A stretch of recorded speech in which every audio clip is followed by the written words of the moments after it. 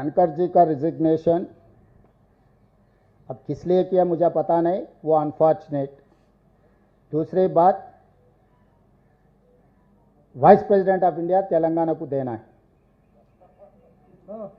क्योंकि पिछले बार हमारा वेंकैया नायडू था, राष्ट्रपति बनाने के लिए चर्चा हुए, उनका अन्याय किए, वापस भेज दिए दिल्ली से, घर खाली करवा दे के तेलुगु भाषा बोलने वाले को आप घर वापसी कर दिए।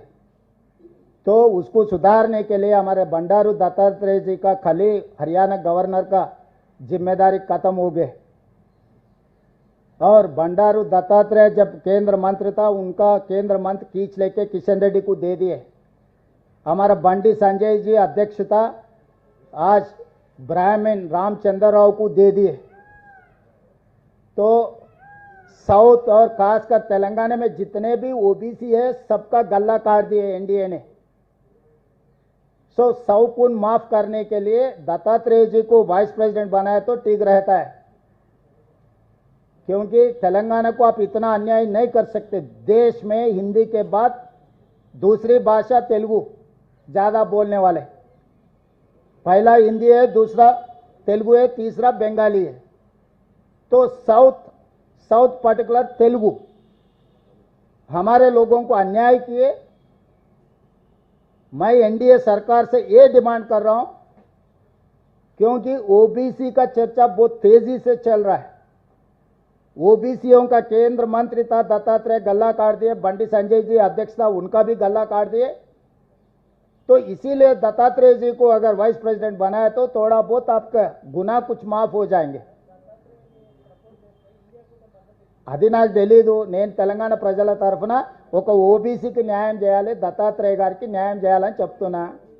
అప్పుడు భారతీయ జనతా పార్టీ ఎన్డీఏ ప్రభుత్వము యూపీఏ పక్షాలను సంప్రదించినప్పుడు అప్పుడు పార్టీ నిర్ణయం తీసుకుంటుంది। పార్టీ నిర్ణయాలను ఎన్డీఏ కూటమి నిర్ణయాన్ని ప్రకటించడానికి నేను ఇక్కడ లేను। తెలంగాణ ప్రజల పక్షాన తెలంగాణకు ప్రాతినిధ్యం ఉండాలి। ఢిల్లీలో ఎదిగిన మా ప్రాంత నాయకత్వాన్ని కేంద్ర ప్రభుత్వము ఎన్డీఏ పూర్తిగా తలలు కోసేసి నాయకత్వమే లేకుండా చేసే ప్రయత్నం చేస్తున్నారు। ఇది ఒక కుట్ర। ఆ కుట్ర తెలంగాణ ప్రజలు గమనిస్తున్నారు కాబట్టి దత్తాత్రేయ గారు లాంటి వాళ్లకు వైస్ ప్రెసిడెంట్ ఇస్తే సౌమ్యుడు, అందరు ఆమోదయోగ్యం ఉంది। మొన్నటికి మొన్న ఉన్న గవర్నర్ పదవి కూడా దత్తాత్రేయ గారిని తొలగించిండ్రు।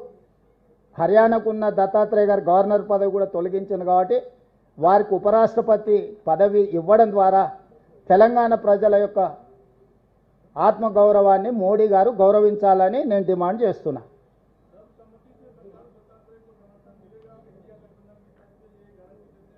अभी मोदी जी खत मुझे लिखे तो मैं जरूर जाके पूछूंगा कि एनडीए अलायंस से चलो भाई, हमारा तेलंगाना वासी है, दत्तात्रेय ठीक ठाक आदमी है, इनको मदद करने के लिए मैं कोशिश करूंगा।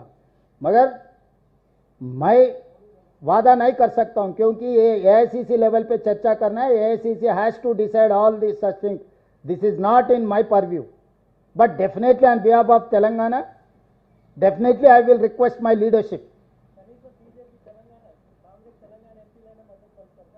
తెలియదు, అవన్నీ పార్టీ నిర్ణయం తీసుకోవాలి। కాంగ్రెస్ తెలంగాణ ఎంపీలు, కేరళ ఎంపీలు ఇట్లా సపరేట్ ఉండరు। కాంగ్రెస్ ఎంపీలు అంటే కాంగ్రెస్ ఎంపీలు, కాంగ్రెస్ పార్టీ నిర్ణయం తీసుకుంటుంది। ఆర్డినెన్స్ పెట్టింది వేరు, మీరు అదే పాత్రికేయ మిత్రులు కూడా పూర్తి స్థాయిలో సమాచారాన్ని సేకరించకుంటే ఈ రెండింటికి లింక్ పెడుతున్నారు। ఆర్డినెన్స్ 2018లో చంద్రశేఖరరావు గారు తెలంగాణ రాష్ట్రంలో బీసీలకు 50% రిజర్వేషన్లను లిమిట్ చేస్తూ చట్టం చేసిండు। మేము ఆ లిమిటేషన్ తొలగించడానికి ఆర్డినెన్స్ పంపించినాము। 42% రిజర్వేషన్లు విద్యా ఉద్యోగ అవకాశాలలో రాజకీయ రిజర్వేషన్లు పంపించిన బిల్లులు వేరు। 2018లో తెలంగాణ రాష్ట్రంలో చంద్రశేఖరరావు గారు రిజర్వేషన్లను 50%కి పరిమితి చేస్తూ పంచాయతీరాజ్ చట్టాన్ని సవరించిండు। 50% కంటే ఎక్కువ రిజర్వేషన్లు ఇవ్వకుండా చంద్రశేఖరరావు గారు బీసీలకు అన్యాయం చేసిండు చట్టం చేయడం ద్వారా। ఆ చట్టాన్ని తొలగించడానికి మేము ఆర్డినెన్స్ తెచ్చినాం। ఎందుకంటే మాకు హైకోర్టు ఆదేశాలు ఇచ్చింది, మీరు తక్షణమే 30 రోజుల్లో రిజర్వేషన్లు నిర్ణయించండి, 90 రోజుల్లో స్థానిక సంస్థలు ఎన్నికలు చేయండి అని తెలంగాణ రాష్ట్ర హైకోర్టు ఆదేశాలు ఇచ్చింది। కాబట్టి ఈ ఆదేశాల నేపథ్యంలో మేము చంద్రశేఖరరావు పంచాయతీరాజ్ చట్టంలో పెట్టిన నిబంధనను తొలగించడానికి మాత్రమే ఆర్డినెన్స్ ఇచ్చినాము।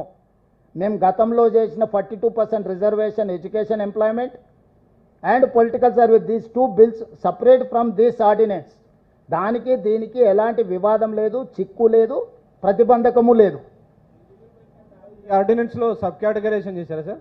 ఆర్డినెన్స్లో సబ్ కేటగరీ దేంట్లో మీరు తీసుకొచ్చిన ఆర్డినెన్స్లో దేంట్లో సబ్ కేటగరైజేషన్ చేయలేదు, ఉన్నది ఉన్నట్టుగానే దాంట్లో ఉన్న సబ్ కేటగరైజేషన్ అని ఇంతవరకు రిజర్వేషన్ల మీద చర్చనే లేదు.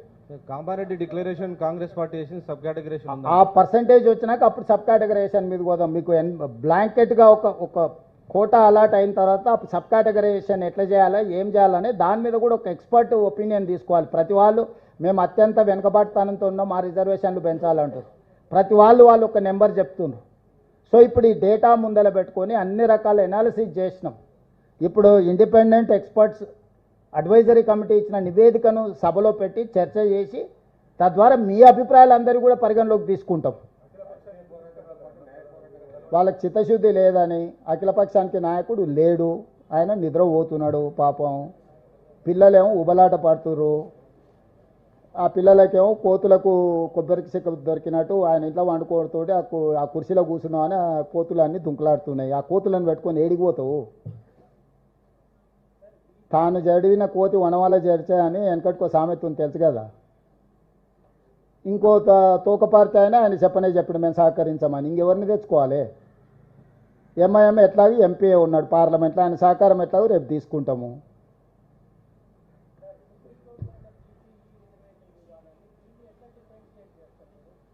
సుప్రీంకోర్టు పరిధిలో ఉన్నాయి, సుప్రీంకోర్టు పరిధిలో ఉన్న చట్టం చేస్తే సుప్రీంకోర్టు ఎందుకు అడ్డం వస్తుంది?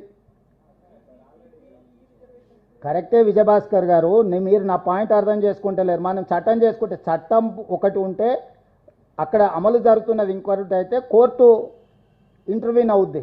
నువ్వు చట్టమే చేసుకున్న తర్వాత ఆ రిజర్వేషన్ ఏంది? 50% పరిమితి దాటొద్దని, అవునా? 50% లోపల ఉండాలనే కదా వాళ్ళు చెప్పింది. అదే చెప్తున్నా, అదే అట్లాంటి ముస్లిం రిజర్వేషనే లేదు, అదే చెప్పిండ్రు వెనుకబాటుతనమని. 50% అనే పరిధి కూడా దాటిపోయింది. ఈడబ్ల్యూఎస్ రిజర్వేషన్ 10% ఎప్పుడైతే ఇచ్చారో మీరు చెప్పిన 50% అనే సూత్రమే వర్తించదు. 50% అనే మూల సూత్రం ఏదైతుందో అది కాలం చెల్లిపోయింది. ఎప్పుడైతే పార్లమెంట్లో ఈడబ్ల్యూఎస్ 10% రిజర్వేషన్ ఇచ్చిందో ఆ 50%కి 10% తోడైంది. ఆల్రెడీ 60% రిజర్వేషన్ అమలు జరుగుతుంది. కాబట్టి ఈరోజు 50% లోపల ఎస్సీ ఎస్టీలు తీసేసి మిగిలింది ఓబీసీలకు ఇవ్వాలనేది. ఆ ఓబీసీలలో 4 క్యాస్ట్ల బదులు 5 అయినాయి, 5 వర్గాలు అయినాయి, ABCDE. చెయ్యొచ్చు, ఎవరైనా చేయొచ్చు, కోర్టులో ఉంది. దాన్ని మనమేం చేస్తాం? అపోహలు ఉంటాయి కొన్నిసార్లు, మీరు చాలా విషయాలలో అపోహలు ఉంటాయి. ఆ అపోహలలో వాళ్ళు కోర్టు డిసైడ్ ఇస్తుంది, మనం ఏం చేస్తాం దానికి? ఆల్రెడీ కోర్టుకు సబ్జ్యూడిస్ అయిన ఇష్యూస్లో మీరు మాట్లాడడానికి ఏం లేదు, నేను మాట్లాడడానికి ఏం లేదు. కొంతమంది వితండవాదులు ఎప్పుడు కొన్ని వాదిస్తుంటారు, దాన్ని కోర్టే జవాబు చెప్తుంది. మీరు చెప్పలేరు, నేను చెప్పలేరు. నేను ఒకవేళ సుప్రీంకోర్టు చీఫ్ జస్టిస్ని అయితే డెఫినెట్గా చెప్తా మీరు అడిగింది. నేను చీఫ్ మినిస్టర్ని కాబట్టి ప్రభుత్వంలో చేసేది మాత్రమే చెప్పగలను.